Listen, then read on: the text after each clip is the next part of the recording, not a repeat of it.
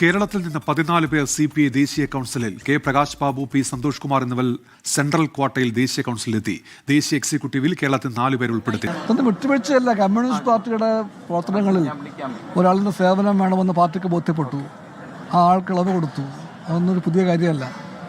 അതിലൊന്നും ഒരു ഘടകത്തിന്റെ മാത്രം വിഷയമല്ല. അത് പാർട്ടിക്ക് അതിന്റെ മക്കളെ നയിക്കാൻ വേണ്ടിയുള്ള ഒരു പ്രത്യേക ആൾക്ക് ഇളവ് വേണ്ടി വന്നു, ഇളവ് കൊടുത്തു, അത്രയേ ഉള്ളൂ.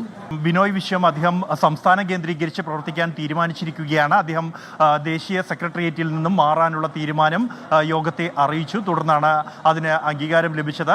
തെരഞ്ഞെടുപ്പ് വർഷമായതിനാൽ തന്നെ കേരളത്തിൽ കേന്ദ്രീകരിച്ച് പ്രവർത്തിക്കാൻ അദ്ദേഹം സന്നദ്ധത അറിയിക്കുകയായിരുന്നു. അതേസമയം കേരളത്തിൽ നിന്നും പുതിയതായി കെ പ്രകാശ് ബാബു ദേശീയ സെക്രട്ടേറിയറ്റിലേക്ക് എത്തുകയാണ്.